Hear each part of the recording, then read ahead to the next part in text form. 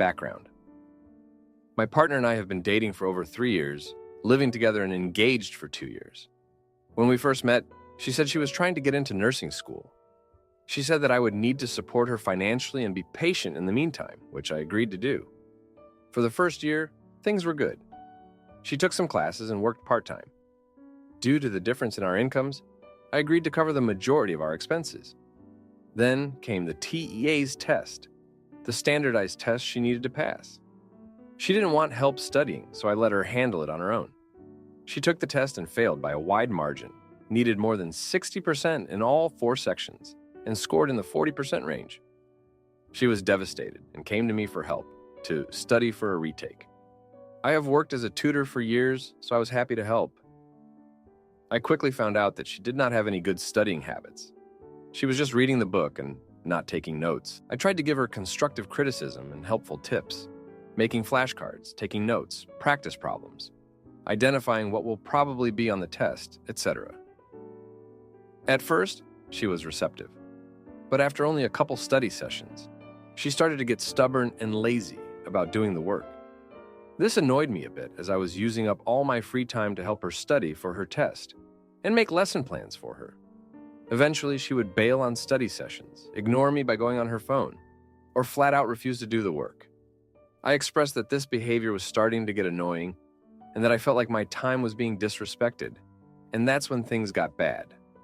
She completely shut down, refusing to look at me or respond to anything I said.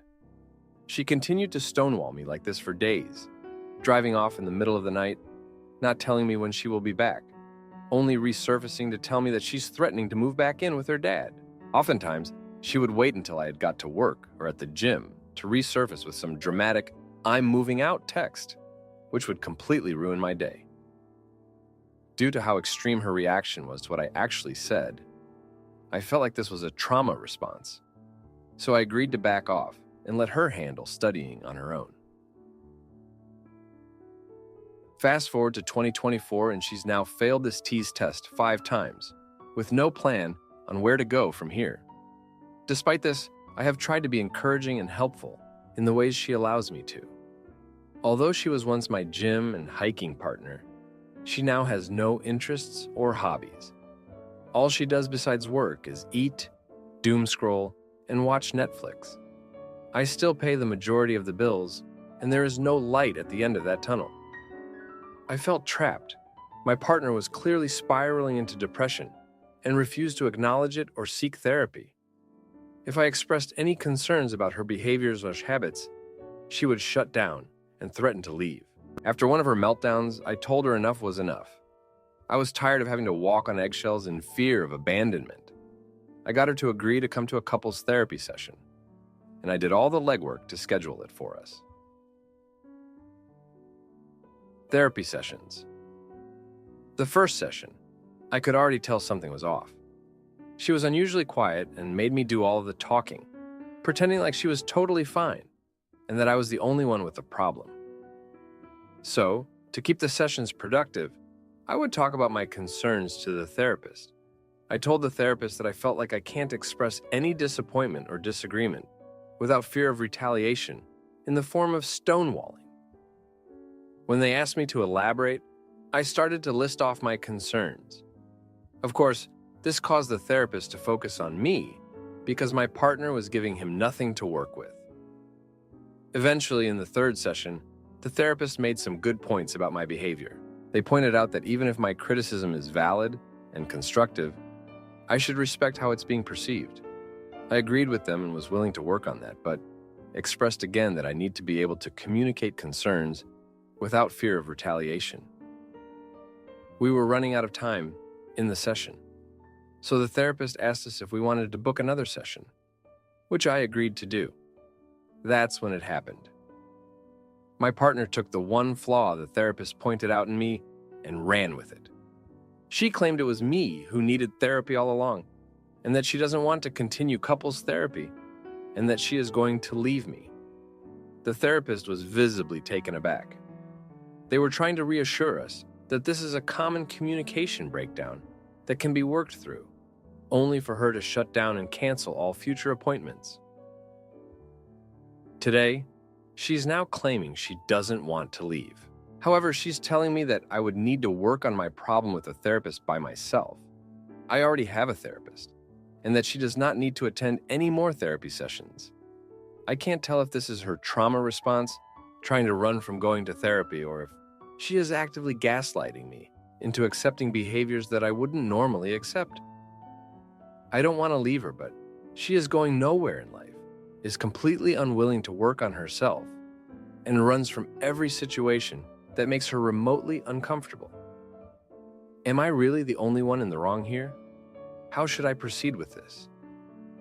Now for a few comments before the update. Comment 1. You know the answer.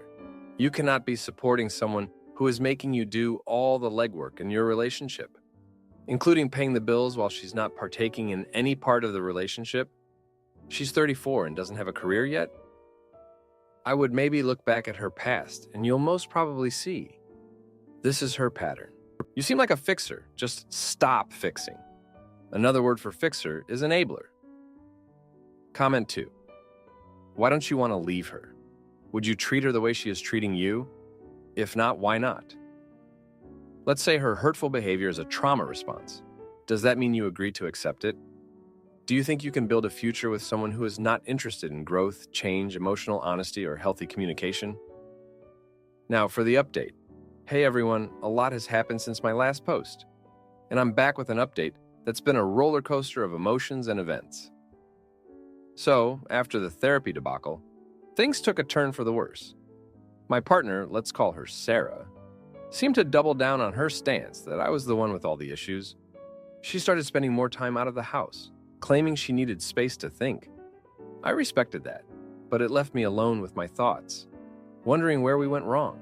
Now, remember how Sarah had been trying to pass the TEA's test for nursing school? Well, it turns out there was more to that story. I found out from a mutual friend that Sarah hadn't been entirely truthful about her efforts. She had actually been skipping out on her study sessions to hang out with a group from her part-time job, including a guy named Mark. Mark, as I later learned, was more than just a co-worker to Sarah. I was blindsided. Sarah and I had been through so much together, from the excitement of our early dating days to the routine comfort of our engagement. I had supported her through her struggles with the TEAS test, even though it strained our relationship. To think that she was betraying my trust while I was making lesson plans and worrying about her future was a gut punch. The confrontation was inevitable. I waited until Sarah came home one evening, and I asked her point blank about Mark. At first, she tried to deny it, but the evidence was too much. She finally admitted that she had developed feelings for him and that they had kissed a couple of times. She swore it hadn't gone further than that, but how could I trust her word now? I was furious, not just because of the betrayal, but because of the time and energy I had invested in someone who wasn't being honest with me. I had been working extra hours to cover our expenses, sacrificing my own needs for the sake of our future together. And all the while, she was out there, living a double life. The worst part? Sarah tried to justify her actions by saying that she felt neglected and that I was too focused on her failures. She twisted the narrative, making it seem like my attempts to help her study were actually me being controlling. It was as if the past 3 years meant nothing, and all our shared dreams were just a facade. I was at a crossroads. I loved Sarah, but this betrayal cut deep. I had to decide whether to try and salvage our relationship or to walk away from someone who clearly didn't value me the way I valued her. In the midst of this turmoil, Sarah's behavior became even more erratic. She would oscillate between begging for forgiveness and accusing me of being the cause of all our problems. It was like living with a stranger, not the woman I had planned to marry.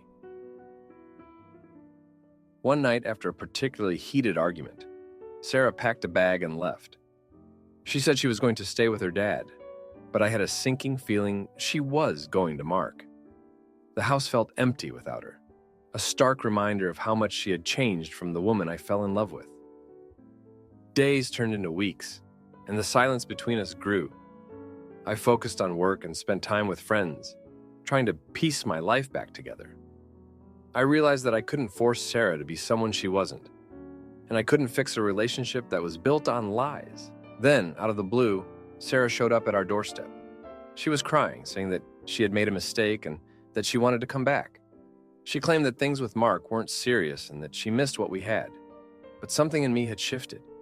I looked at her, really looked at her, and saw all the pain and betrayal she had caused. I told her that I needed time to think, that I couldn't just sweep everything under the rug. Sarah pleaded with me, but I stood my ground.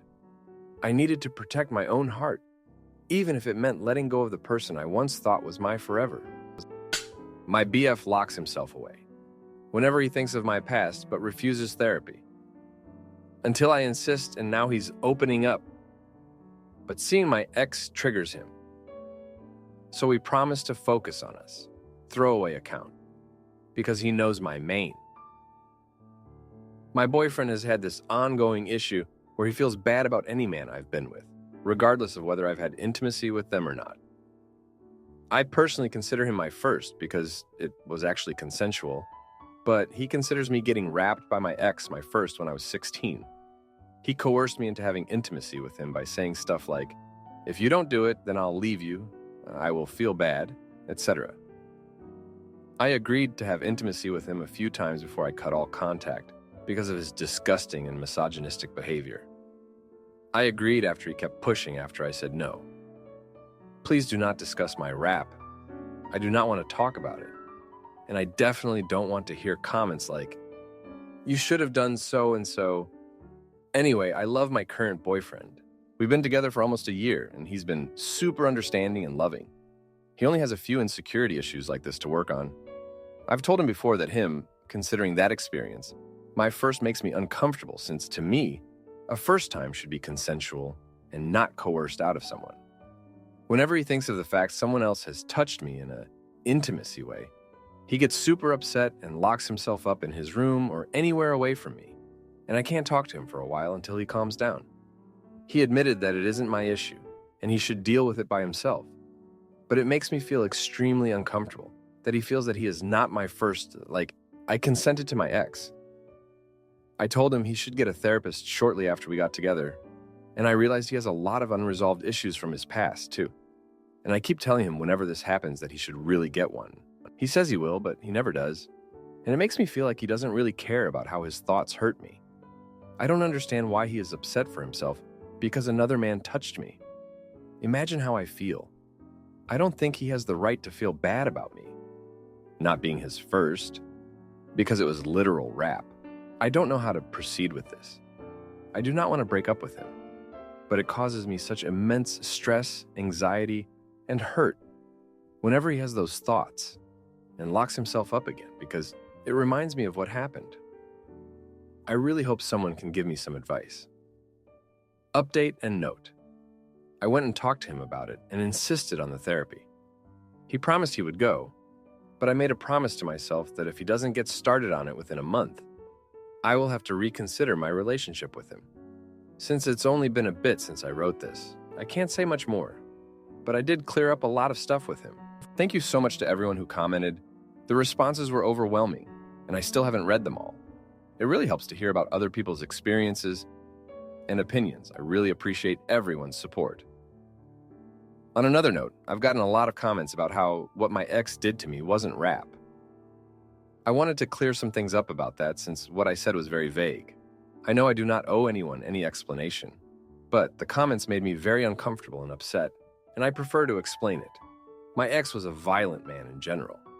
He punched a hole in his wall and ripped out his door because his mother was mad at him about something he quite literally caused. He would threaten me and scream at me in general, and it's a miracle he never laid his hands on me, despite threatening to do so many times. I also grew up in a hurtful household where I was beaten if I disobeyed, and I struggle saying no regardless. I am generally very fearful of men who show signs of violence since I am physically weak because I struggle with an eating disorder and can't defend myself. My ex would threaten me, push me against a wall, and yell at me if I did something he didn't like. I was afraid of him. I hope this clears things up. Now, for a few comments before the update. Comment 1. So sorry your first time was a forced experience. In saying that, though, your boyfriend is being an idiot. People aren't coming to you in mint condition, like they're toys or you're the only person to touch them. People have intimacy histories. If someone isn't able to deal with that, they have no business being in a relationship, and they will never be happy. Comment 2. My ex-boyfriend started like this, then eventually began harassing me. I would leave. This is not a normal thing to do, and locking himself away is manipulation by punishing you for something that is not your fault. Even if you did consent, this would not be a normal reaction at all, and is deeply concerning. Now, for the update. Hey everyone, I'm back with an update on my situation, and let me tell you, it's been a roller coaster. First off, I want to thank you all for the support and advice you gave me last time. It's been a tough few days, but there have been some major developments. So, after I last posted, my boyfriend and I had another long talk. I reminded him of his promise to seek therapy, and to my surprise, he actually made an appointment. I was relieved, but still a bit skeptical, considering his past reluctance. In the meantime, we tried to keep things normal, but there was this tension between us that was hard to ignore. We both knew we were approaching a breaking point, and it was either going to make or break us. 2 days ago, he had his first therapy session. He came back looking like a weight had been lifted off his shoulders. He opened up about his past, which I knew was difficult for him. He had grown up with a single mother who struggled with her own relationships, and he witnessed a lot of men coming in and out of their lives, which left him with a skewed perception of relationships and intimacy. He told me that during the session, he realized that his issues with my past were more about his own insecurities and less about me. He admitted that he had been projecting his fears onto me, and that it wasn't fair. It was a huge step for him, and I was proud. But then, things took an unexpected turn. Yesterday, we ran into my ex at the grocery store. It was the last person I wanted to see, and I could feel my boyfriend's mood shift instantly. My ex tried to talk to me, but I ignored him and pulled my boyfriend away. Once we got home, my boyfriend locked himself in the bedroom. I was worried we were back to square one. Hours later, he came out, and we had the most intense conversation we've ever had. He confessed that seeing my ex made him realize how much anger he was holding on to, not just towards my ex, but towards all the men from his mother's past too. He said he didn't want to be like them, to be someone who couldn't handle their emotions and hurt the people they loved. He promised to keep going to therapy and to work on his issues because he didn't want to lose me. And then he did something I never expected. He suggested a compromise. He said that while he's working on his issues, he would try to focus on the present and our future together, rather than dwelling on the past. In return, he asked me to be patient with him and to support him through his journey of healing. I agreed because I love him and I believe in us. It's not going to be easy, but I feel like we're finally moving in the right direction. We spent the rest of the night talking about our dreams and plans, and for the first time in a long time, I felt hopeful. My GF cheats with college. FWB and I'm the last to know. So I dump her and he tells her family everything. But I'm moving on and getting close to Rachel. My girlfriend Maria and I have been in a relationship for almost a year. Everything has gone well and we are both happy together. While it was my first relationship, it wasn't hers. However, this hasn't caused any problems for us. We have always been open about it. A few days ago, we met a guy named Joe while on an evening walk. Maria knew him from college.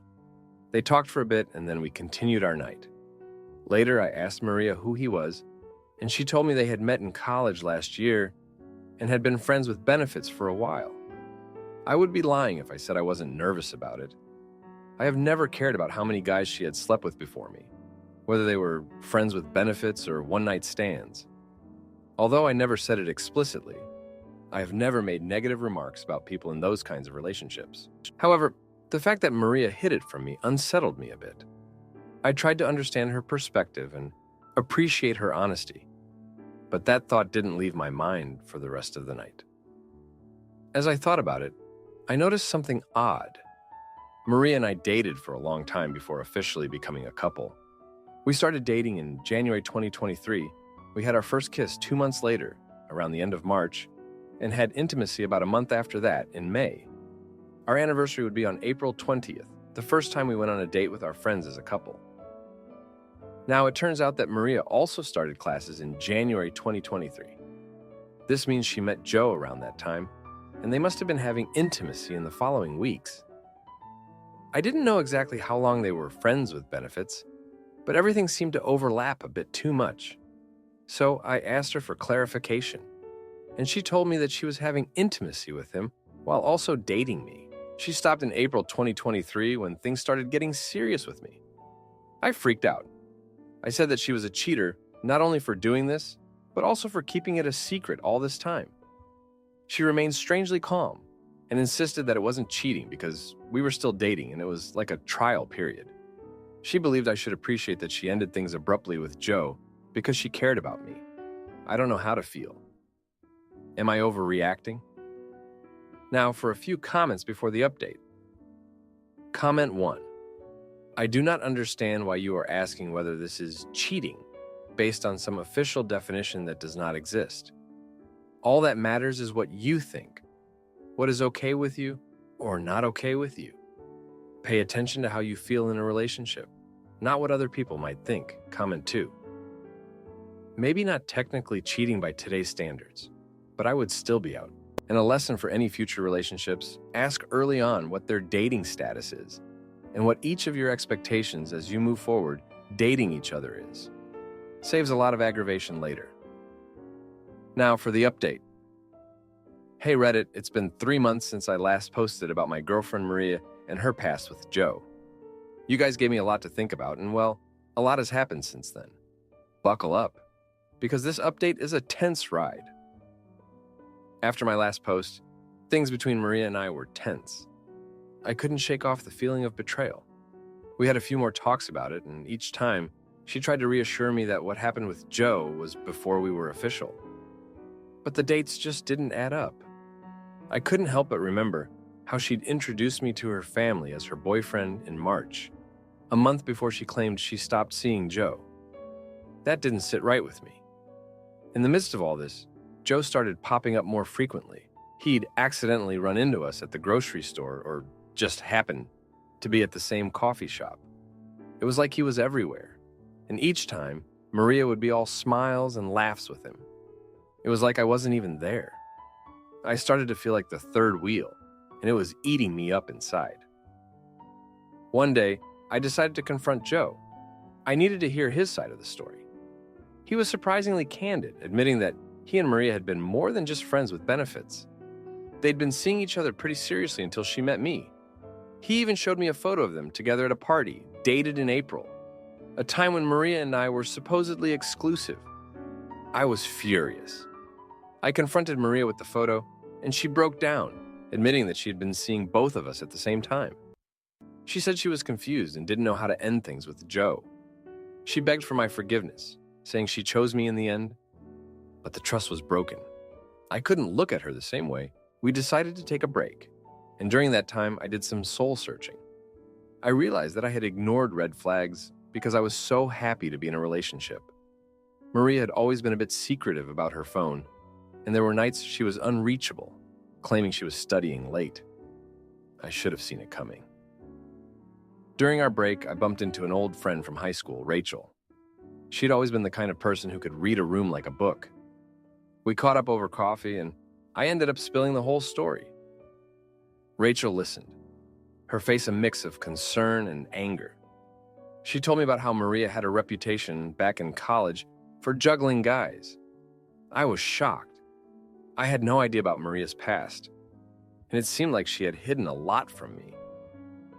As I was processing all this, Maria was trying to win me back.